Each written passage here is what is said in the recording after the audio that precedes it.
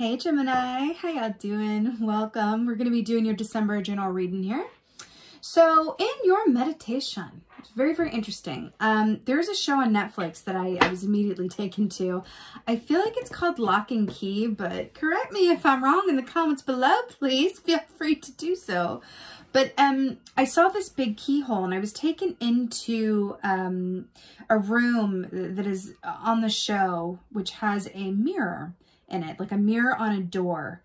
And doors and locks and keys are a big theme of this show if you're not familiar. And I saw this mirror, but it was acting as like a two-way mirror. And I got this image of you as the Gemini collective kind of standing in between, like kind of sliding in between the molecules, like in between this two-sided mirror. And I saw that there, and it makes sense of the Gemini like dual energy, right? I saw that like half of you was looking outwards and the other half of you was looking inwards, right? It was really interesting. It was like a dual vision type deal with like a double-sided mirror. And then I saw a dragonfly come through, which is like an Ace of Swords energy, which is about seeing things clearly, kind of cutting through the fog and the, you know, analysis paralysis and the disillusionment and the confusion and the, I don't know. I've been getting really, you know, a beautiful, beautiful clarity here. I do want to say to you guys, the feeling that I'm getting is, what if you guys gave yours, and this is something that's been coming up a lot in these December reads, so I do feel like you are tapped into the collective energy when I say this. What if you guys gave yourself permission to do a lot less?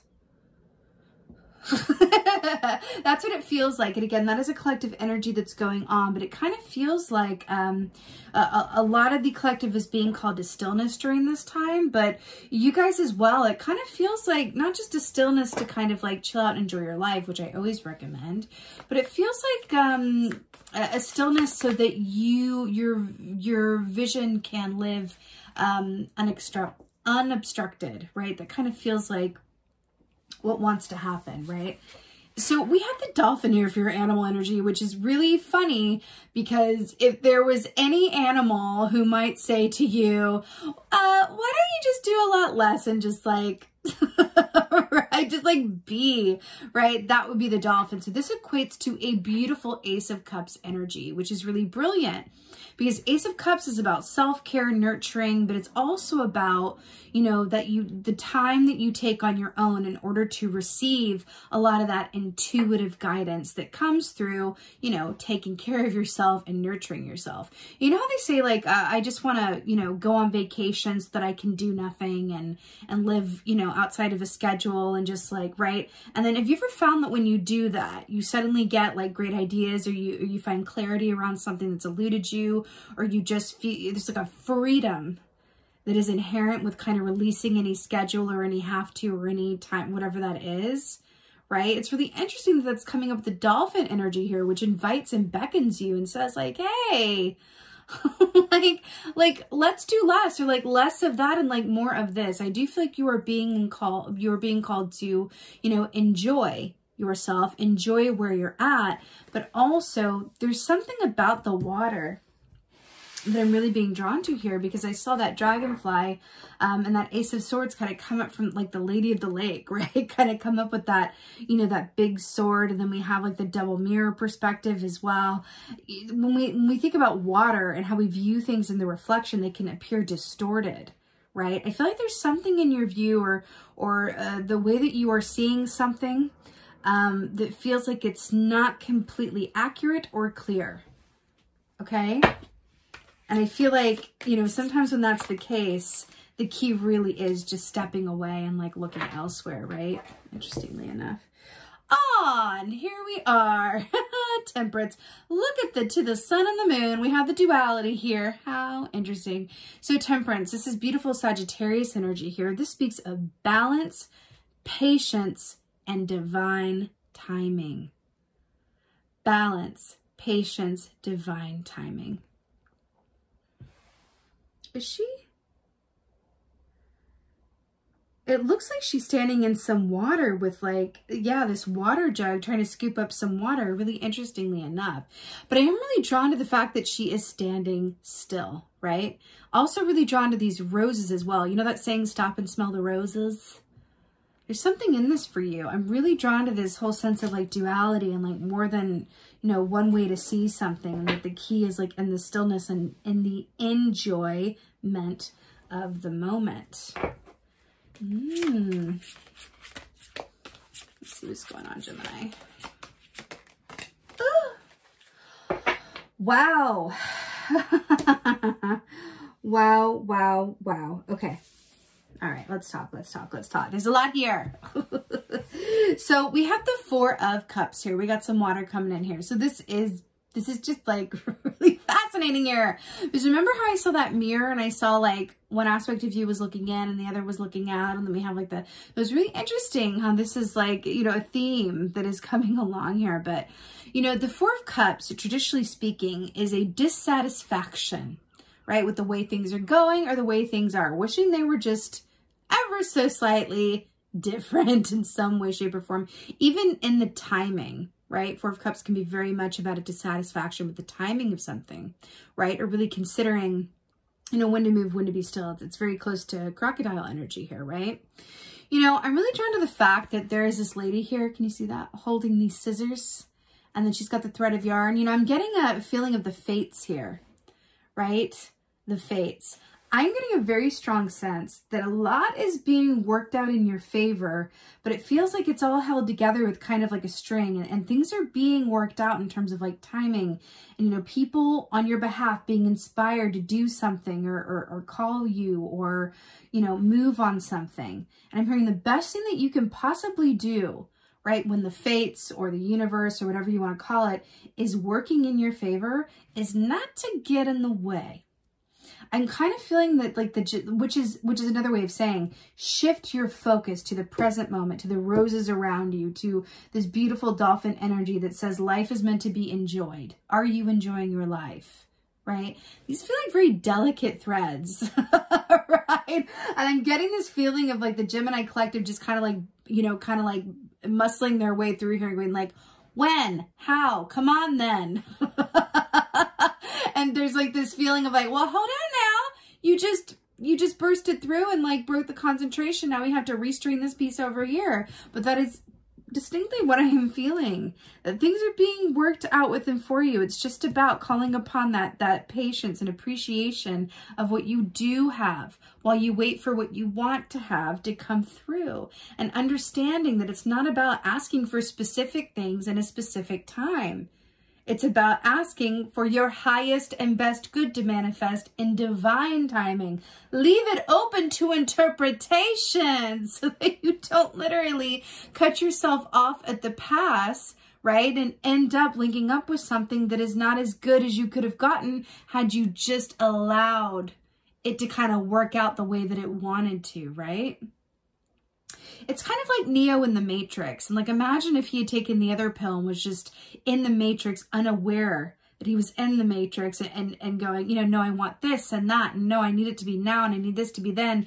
And then like Morpheus is like looking at the code going, oh my God, if he just worried about the given moment in front of him, he would see that he's going to get so much better down the road. It's kind of like that similar feeling of like, I feel like Morpheus is like the equivalent of the universe that can see a little further down the road than you can in terms of your own situation or your guides, right? I'll share with you, one of my teachers shared this with me once, and I'm getting it for you guys.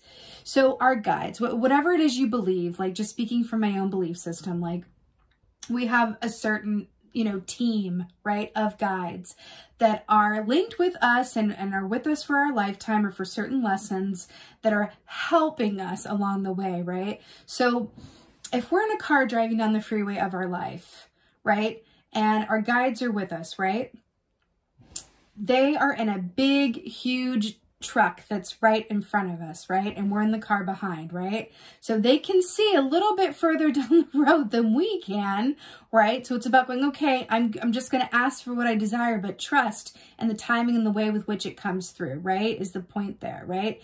Now they can see a bit further down the road, but what they can't see is if, like, you know, there's road work way down the road that's going to cause a detour and you know, you're going to have to take like the side road here, or if someone, you know, on the road work is going to pack up and go home early for the day, and then the road clears more quickly, right? So there is a lot, you know, the truth in the fact that our choices really do determine so very much. But I feel like at this point on you guys' road, at least for the month of December, it's really just about allowing the big truck in front of you that is your guides, who can see a bit further down the road than you can, to take the wheel.